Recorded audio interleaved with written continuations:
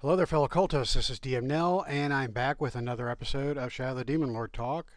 This one is episode number 94, and today I'm going to catch you up on my Shadow the Demon Lord campaign. This is another campaign diary, and I wanted to talk about the progress we've made since we left the Lonely Vale. But before I do that, just want to let you all know that I have completed and put up on the Roll20 marketplace a new token set that I've created. And as with my other token sets, I have built this one with Shadow the Demon Lord in mind. In fact, I built it using tokens that I created for my own Shadow the Demon Lord campaign. Plus, I added a few extras just to make things interesting. But you can find the token set out on the marketplace. And if you go into Roll20 Marketplace and type in DMNell, you'll see all of my token sets come up, just like that. And this is my newest set, Bloody Tokens 8. And basically what you'll get with this set is a nice variety of different tokens, I believe. A lot of these are from adventures that are found in the Shadow the Demon Lord game. And some of them are creatures that are in the Shadow the Demon Lord supplement illustrations, but haven't really been actually statted up. So, for example, let's see, the Violator, that is a monster from, I forget what the adventure is. The Scran is, let's see, Scran, Rathrin Crux, Misbegotten, Megap, or the Megp, the Matron Crux, and the Krung. Those are all from the Black Sun Dawn. Then we have the Fashion. That's from the Terrible Beauty supplement. We've got a couple here from the Unholy Champions, which I just did a video on the other day. This Fire Demon, Igzigzor, and then the Bloated Duchess are both from that supplement. I added some cultists in here, and just to make them interesting and different from other cultists, I gave them no faces. Yeah, because that's awesome. Then we have a couple of holiday themed ones because holiday season's coming up. So we got Bad Santa here, which could be used as a Krampus. And then we have the Great Pumpkin over here. The Seraphim, that is from the Fine Country Folk, as is my Cyborg Yokel, which is essentially Simon or the other guy from Fine Country Folk. And his brother is in here somewhere. Oh, here he is. Yeah, I forget his name, but there's the other dude. So, Crate, let's see, KR8A1, Crate A1. This creature is from another adventure that's set in Gateway. Yeah, I should probably look these adventures up, otherwise they'll be meaningless to you. Let me see. Okay, bear with me just a second, because I got to get to my Google Drive where I keep all my shit. Alright, so Shadow the Demon Lord, Adventures, and Novice. Okay, so, yeah, not there. Not there. Let's try Expert. All right, so the Violator comes from Forbidden Fruits, and you can see this. This is the illustration I used as a reference. So that's where that creature comes from, and then we have what do we have? Crate A1 comes from Beware the Tides of Karshun, and it'd be that little ugly creature there.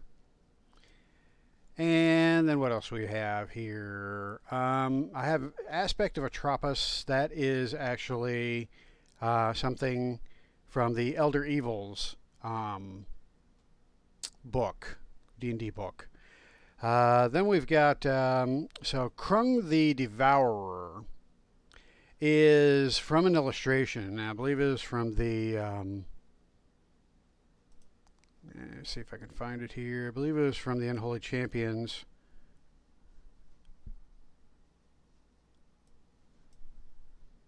Yeah, so this is the monster, and I tried to, give him a presence in the game by creating a token, and he doesn't have a name, at least not that I'm aware of. So I just called him Krung the Devourer because it looks like he was eating everything in that picture.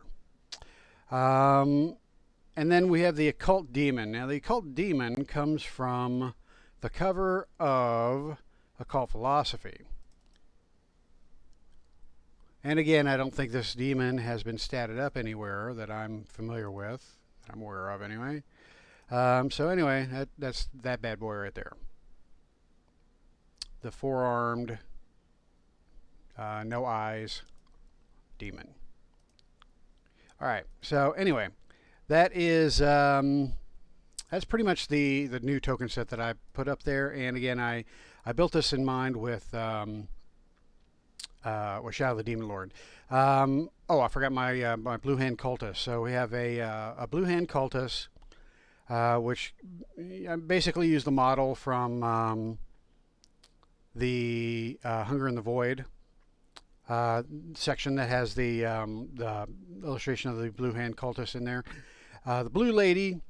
That's basically what I included in my game when I had the Blue Hand Cult featured. And then the Lady of Sighs is who the Blue Hand Cult worships, and I had her make an appearance, at least her avatar, in my game. So I had to create what she might look like, which again isn't really in the game anywhere. So I just had to kind of create her myself, and I thought she turned out all right. So I went ahead and included her in the set. Now the Rathren Crux is one that I really am happy with. I wanted to use the illustration from the Black Sun Dawn as a reference for this, but it was kind of boring actually. You've got a throne here. It just kind of looks like a normal throne, and then you've got him sitting on it, and then you got his mom. Undead mom right next to him there. I know you probably can't see that illustration very well, but there it is.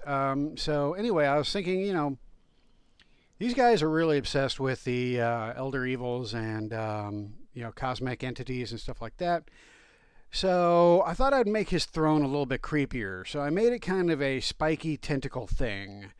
So he's actually sitting on a spiky tentacle thing, which, he has spikes coming through him anyway to prolong his life. So I figured, why not have the throne be the, source of those spikes? And so there you go. And his undead mom is over here. So anyway, that is my current set. I'm pretty happy with it. So I hope you guys enjoy it. I just wanted to highlight that real quick before going into today's topic. All right, so today's topic is campaign diary. So just kind of get you up to speed here. So the campaign started in Starfall. There were some meteors that fell. Some cultists from Lidge had come up, and they ended up being wandering star cultists.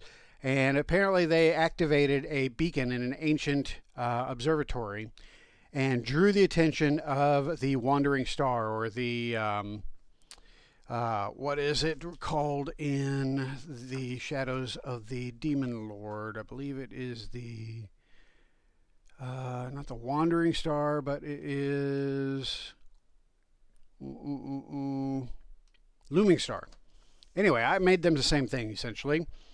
So every 88 years, a star enters this universe from the void, and the cult was ready for it this time, and they activated a beacon to kind of capture its attention, which they did. And so the wandering star has turned its trajectory towards Earth and is now headed towards Earth. And the heroes were basically in Starfall. They caught wind of all this and stopped the cult. And now they realize that there is this thing that's possibly headed towards Earth that might end the world, which nobody wants. So they decided to leave Starfall because everybody mutated there anyway. They went to Crossings, spent some time at Crossings, went to Ephraim's Fork, spent some time there. They did the Demon's Wet Nurse adventure.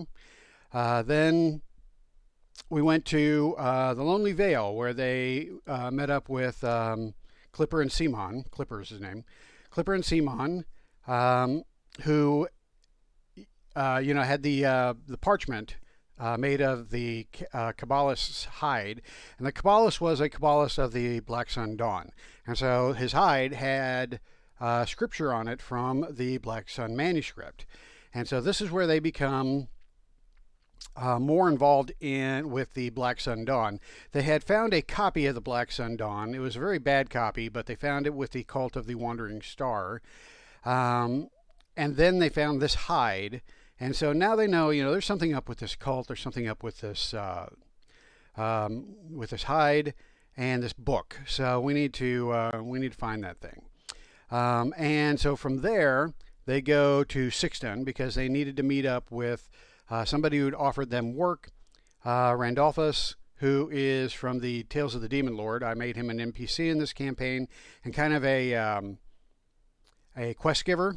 And so they met up with him. He offered he asked them to accompany him to Lidge so that they can find out more about this entity, this looming star that's heading towards Earth.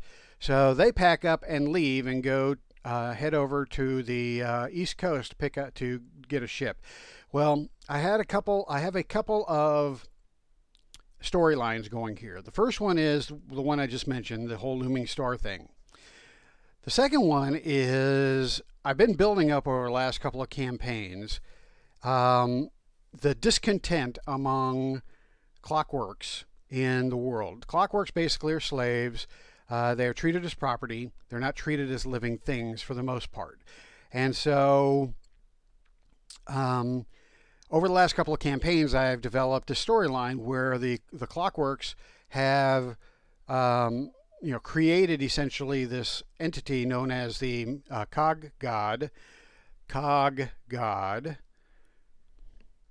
and also its counterpart, the Machine God. Now, this is kind of a yin and yang situation. The Cog God wants the clockworks to be free and sovereign people. The Machine God want to enslave and merge with the humans and the organic people. So there's kind of a duality there. And so this has come up over the last couple of years. There's a whole worship that has developed among the clockworks. And there's also, out of this has come forth a prophet for the Machine God and the Cog God. The Machine God prophet is, to this point, somewhat still unknown. The Cog God prophet is known as the Emancipator. And the Emancipator is a clockwork that is here to unite the clockworks under the Cog God and free them from the oppression of the organic people. And so that has been developing over the last few two campaigns that I've run. So when the characters went to Sixton to meet up with Randolphus, there is a clockwork named Meta in my campaign, and Meta has basically been kind of disenchanted with his progress with the group that he's in, because they're all organic and they're all treating him, they treat him better than the average person treats them, but he's still treated as mostly an object rather than as a living creature. So he's been, not so happy there. plus he's seen all of the, he came from Lidge, so he knew of all the oppression there. And then just everywhere he goes, he sees this oppression manifested. So he saw it in Crossings, he saw it in Ephraim's Fork, he saw it in Sixton. And so this has been reinforced over and over throughout the campaign. That Clockworks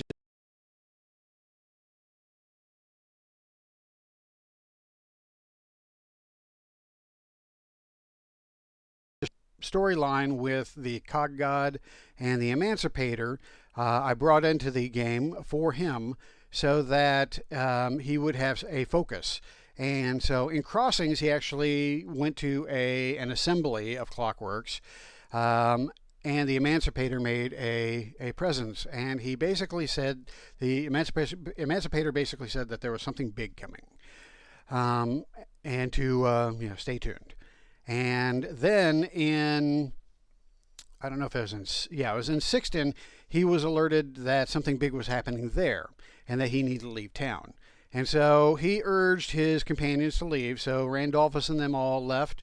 And as they left, they saw huge explosions coming out of Sixton as they left.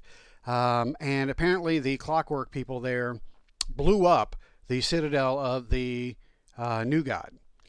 And because the Church of the New God is pretty much instrumental in the bad treatment of Clockwork people, because the Church of the New God consider them to be an abomination. They trap living souls inside unliving shells, which to them is an abomination, and it keeps that soul from recycling in the circle of life. So the church is really, down on, or really hate on the Clockwork people. So the Clockwork have an agenda, and one of the agenda is to see the downfall of the Holy Kingdom. And so Sixton was one of the places they chose to strike because it's fairly easy to get to, and the Church of the New God was destroyed. So anyway, our caravan of heroes, or anti-heroes, or whatever you want to call them, they left Sixton just in the nick of time, and they headed towards landfall in order to catch a ship so that they could go to Lidge. But on the way, they made a pit stop at Argron's Dock. Now, this is where the Feast of the Father adventure is located. And so Randolphus wanted them to stop there because one of his contacts had indicated something was going down there, something bad. And so Randolphus has basically dedicated his life since leaving the church. He dedicated his life to crushing cults wherever he can find them in the world. But he's getting on in age, plus he's been damaged and cursed by Catandramus, his arch enemy, who he is also hunting. So Randolphus led them to Argron's Dock, where they uncovered the whole situation with the father, which is a worm creature, and they had a showdown, just like they did in the adventure, in the feast hall. So they basically spent a couple of sessions in Argron's Dock trying to figure out what's going on, why the people are acting so weird. And I kind of diverged from the adventure because I needed to have this town kind of stand apart to pique the interest of the players. So I had everybody here be exceptionally happy. They are sickeningly happy. They're just super happy at everything. And so this was made evident when they tried to interact with any of the town folk. Everybody was just like ridiculously, stupidly happy, which doesn't happen on Earth. Everybody's miserable on Earth. So they needed to find out what was, what was the source of this weird happiness that was spreading through the town. And was it authentic, or was it something that was being forced upon them? And so they ultimately found out that the people are being infested by these worms, by these black worms. And the source of the black worms is the father, which the town folk worship. And so they confront the father, and I, created a token for the father in my last token set. That guy right there. And so I used him in this game. And, they went in, fought the father, and killed him, freed the townfolk. But the townfolk, turns out, weren't grateful because they liked being happy. Even though they had to consume disgusting worms and shit them out later, or puke them up or whatever happens, they were still happy. And now they're miserable again. So they chased the PCs out of town. Ungrateful bastards. And so the PCs left Argren's dock after defeating that evil, and then they head to landfall. From there, they charter a boat, and they set sail down the eastern coast of the Auroral Sea, the Auroral Ocean. They stop off at the Freehold of Nar, which I described, but they didn't actually go in and do anything there. Then they also make a stop at Azul, which I again described, but they didn't actually stop and do anything there. Then they go to Eads, and somewhere between Azul, Eads, and Kem and Lidge, an assassin tried to kill one of the a Black Hand assassin tried to kill one of the characters, and so I brought the Black Hand in as another party that is interested in the PC's quest for some reason. Somebody hired the Black Hand to cause trouble for our group, and so we don't know why. They go to Eads. They really don't spend a whole lot of time here, but they do actually disembark. And when they do, they head to the university, and they find another copy of the Black Sun Dawn. This one is a better copy, and so they borrow it,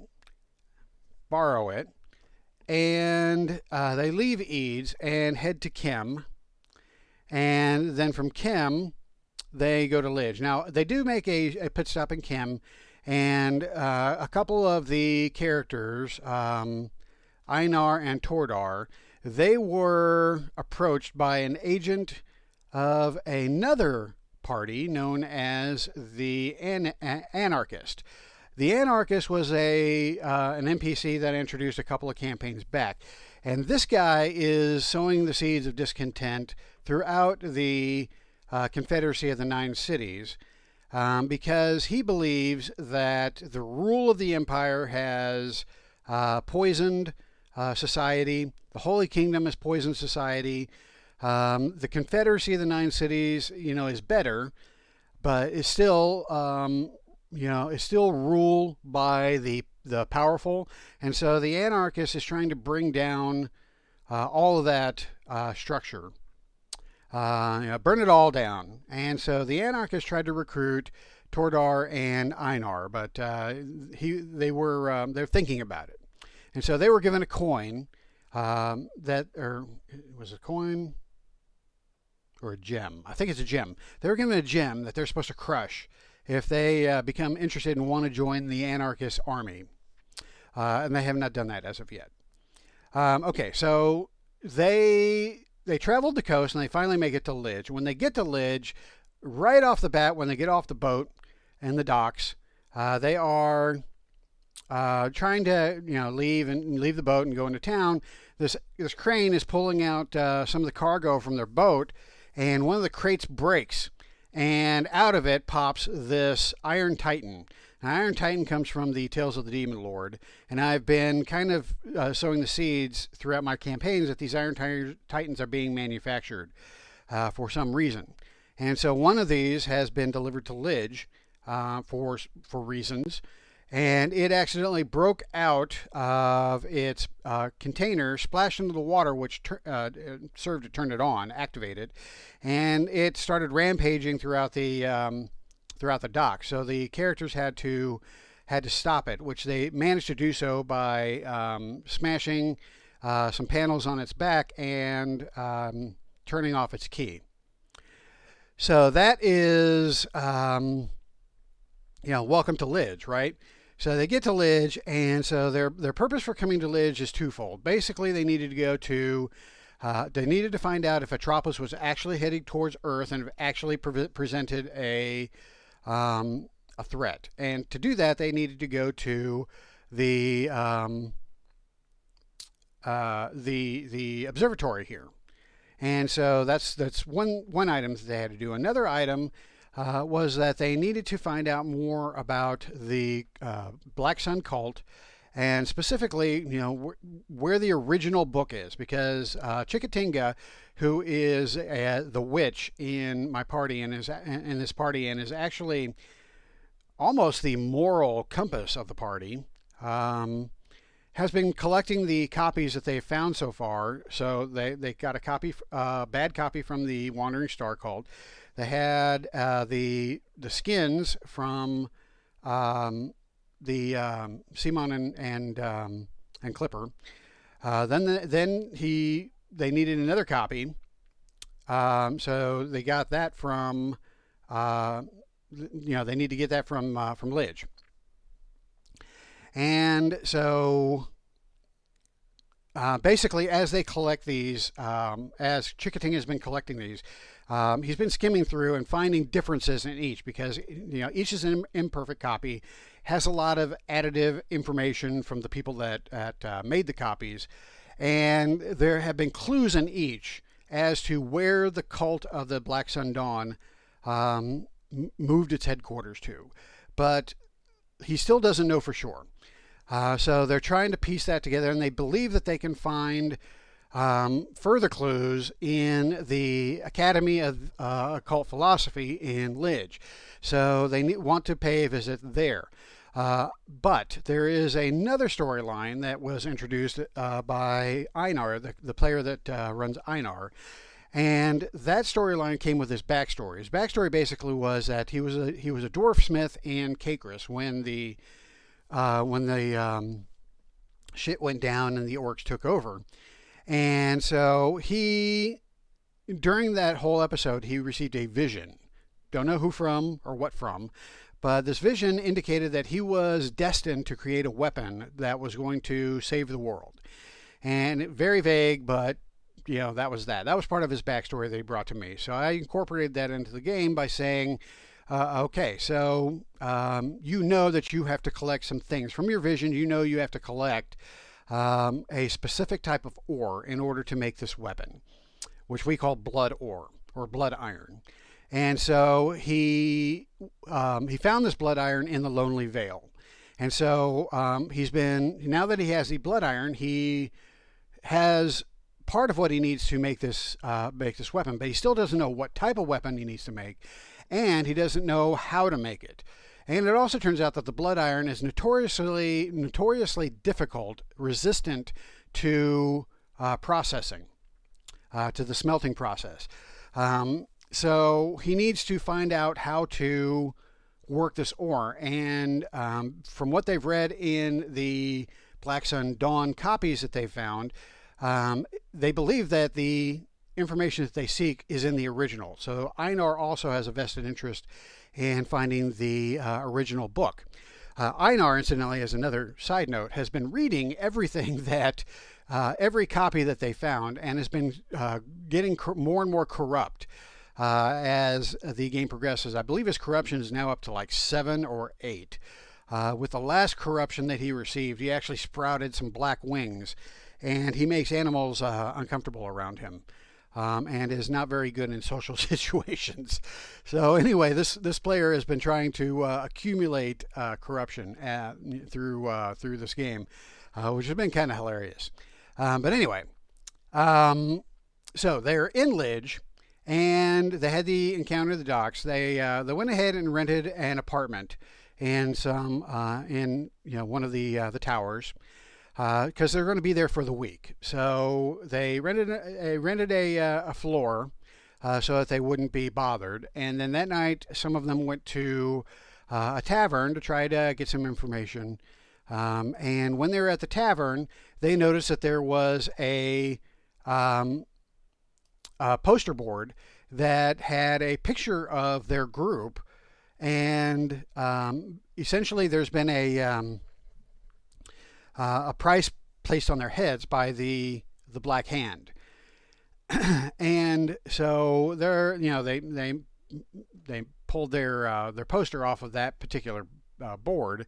But as they were leaving, they were accosted by several people that were wanting to, make a quick payday by taking these guys out. They defeated those mercenaries, of course, headed back to the room, and then the following day they head out to the Engineers Guild and the Alchemy Guild, and Einar has actually a contact there, a person that he worked with in Caicrus. And this person named Skeef is works in the Alchemy Guild, and he agreed to look at the ore to see if there was some way to, to process the ore without destroying it, which is, every sample that he tried to process ended up becoming brittle and unworkable. And so his friend Skeef said he would work on it, take him a couple of days, come back later. And so they left off the ore there. They departed and went to the tower where the observatory is located. And from here, they went to the telescope and they looked through it and actually saw Atropos. And I showed them a picture of Atropos from what they might have seen through the telescope. And I forget where I put the picture. It might be in the campaign folder. Maybe not. Yeah, I don't remember where I put it. But anyway, it's the picture from the Elder Evils book that basically shows the moonlit with the horrid face-looking thing. And so it's a cool picture. I really should show it to you guys because I really dig it. But anyway, while I'm searching for that, I'll just continue on with the story. So they look, and all the cultists of the Wandering Star seem harmless. They don't seem to be knowledgeable of the cult that the branch of the cult that actually went to their village at the beginning of the campaign and activated this beacon to draw the attention of this wandering star. And so, since these guys didn't seem to know about it, they were questioning them a bit, and they actually threw out the word Atropos, which had been the name that had been that had come up through their adventuring and through the Wandering Star's notes. And it turns out that they hadn't heard it, but they thought it was a catchy name. They'd just been calling it the Wandering Star or the Looming Star. And so instead of fighting these guys, they ended up getting some information. But as they tried to leave, it turns out that the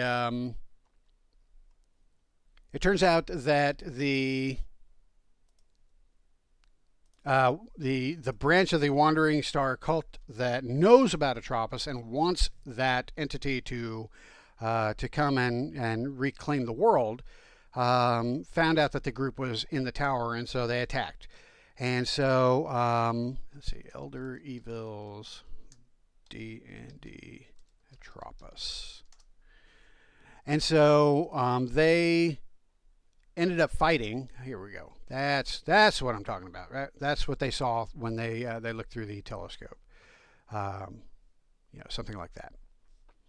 Okay. So anyway, getting back to the game, they ended up fighting these cultists, this branch of the cult that is more extreme, and they killed them, set fire to the place, and they took off, escaped before the authorities could arrive. So they left the occult philosophy, or the observatory, and they did a little bit more. They went back to their apartments, found the place torn apart. Somebody was actually looking for something which Chikatinga believes to be his copies of the Black Sun manuscript, and so he carries that with him. So they didn't find it.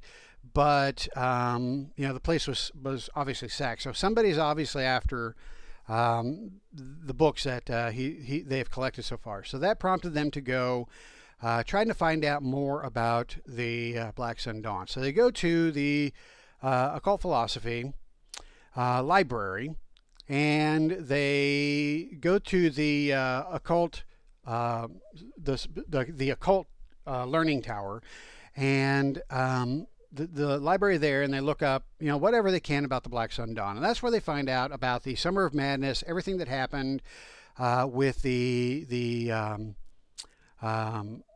original name of the cult, which was the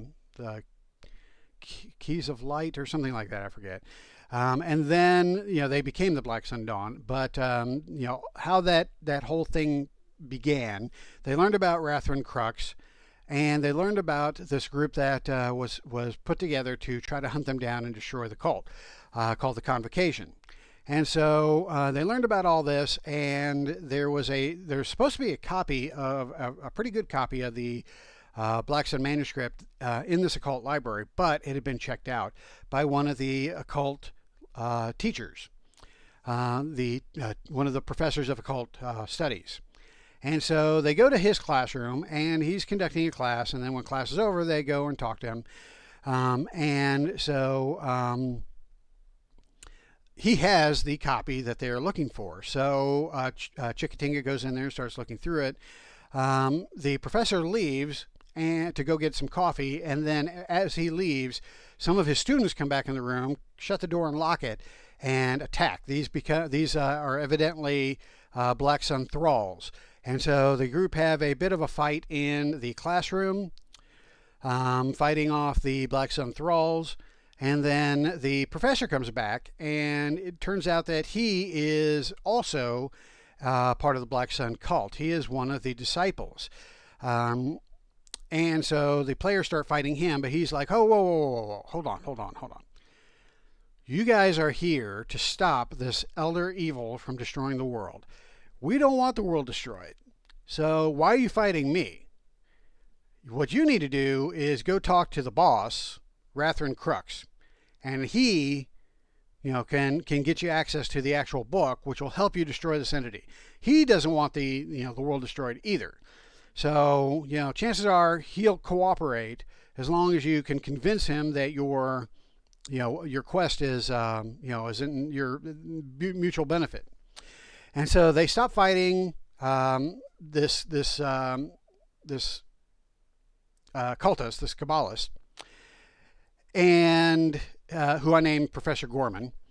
And so they leave him, and they get what they needed from the book, which basically tells them that the cult had set up shop in the Patchwork Lands. However, and they created this headquarters that's called the Occlusion, I believe, and but it travels. So this tower that they created doesn't stay in one place in the Patchwork Lands, and so Gorman couldn't tell them where to find the Occlusion currently because it disappears, and so. He said that best thing they can do is go down to the Patchwork Lands and basically ask around and find out where the Occlusion is. So they need to get a ship to take them to the Patchwork Lands. But first, they need to collect their ore from their friend at the Alchemy Guild, and so. They go back to their apartment. That's still a day or so away. So they go back to their apartment and they figure, well, what are we going to do between now and then? That's still a whole day away. And part of the information that they learned about the Black Sun Dawn was that the cult moved from the occult philosophy place to the Crux Mansion. The Crux Mansion was destroyed.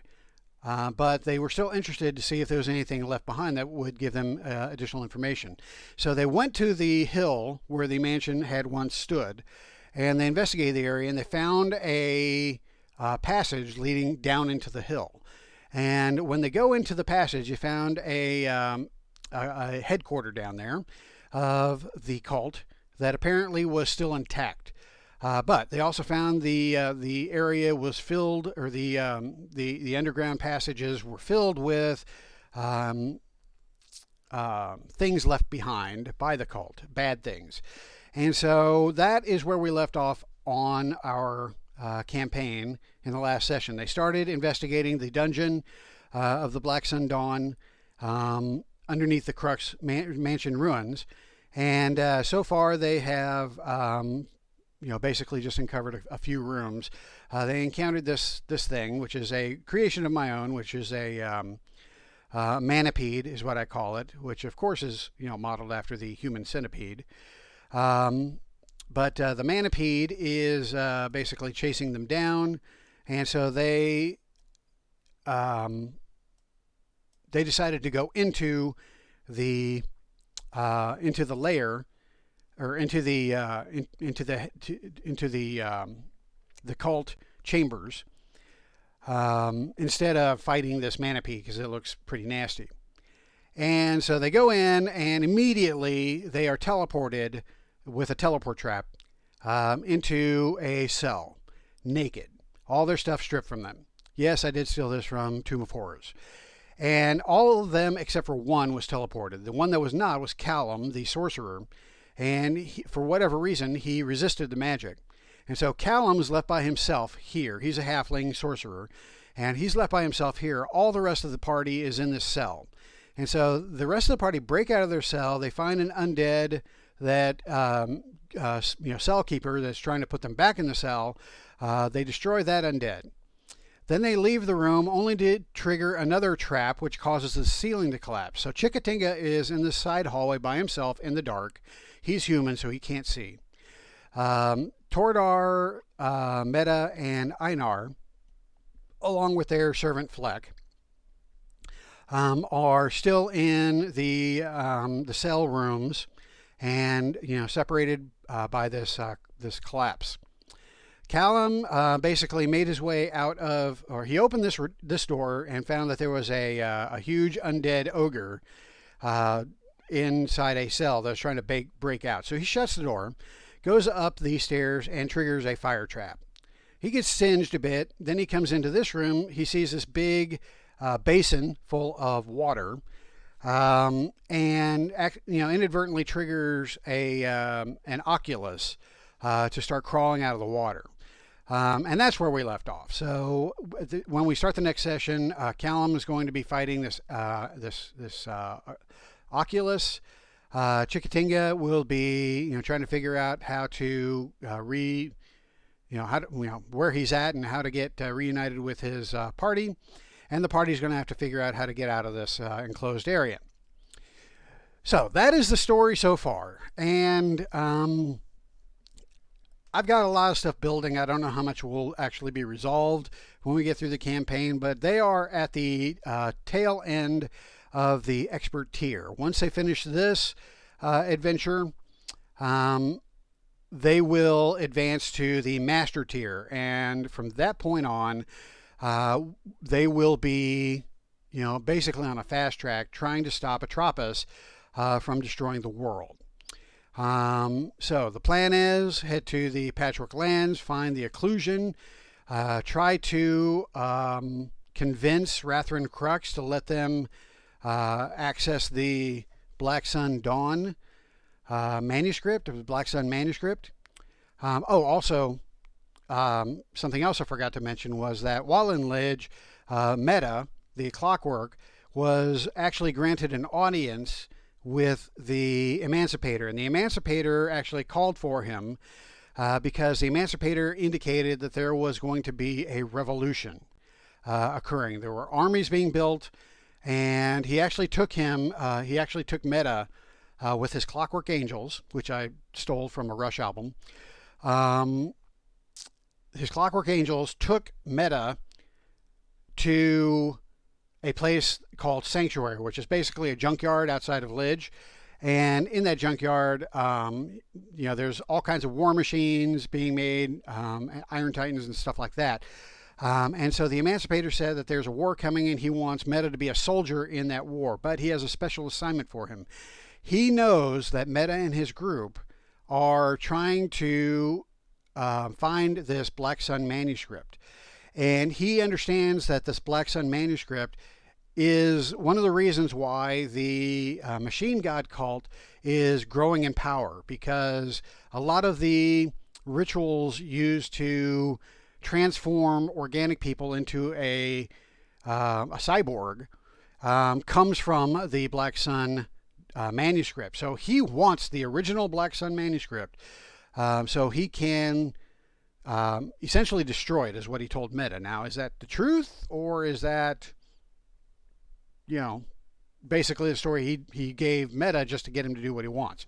Don't know, but we will find out if Meta decides to do that.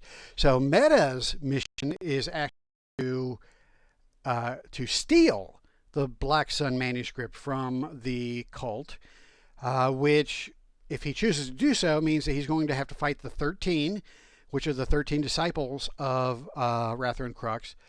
They'll have to probably fight Rathrun Crux because he guards the book and his undead mother. So that is what's ahead in the Master Tier. Then, of course, they have to actually stop the occlusion. They have to stop the Atropos from destroying the world, which means that Einar needs to, get his ore from his friend, create the weapon using the instructions from the Black Sun manuscript, and then they need to figure out how to use the weapon against Atropos, which is a moon heading towards the world. So, what are they supposed to do? Are they supposed to shoot it from Earth into space? Are they supposed to travel to the moon and destroy it there? They don't know. That's what they need the Black Sun manuscript to help them figure out how, or if it's even possible, to destroy Atropos. So that is what's coming up in the Master Tier, and I'll give you a final campaign diary once we wrap things up, which will probably still be several months out. So anyway, that is it for today's campaign diary. Hope you like the story so far, and so with that, I'll wrap it up, and I will catch you all next time. Hail to the Demon Lord. How do I turn this off?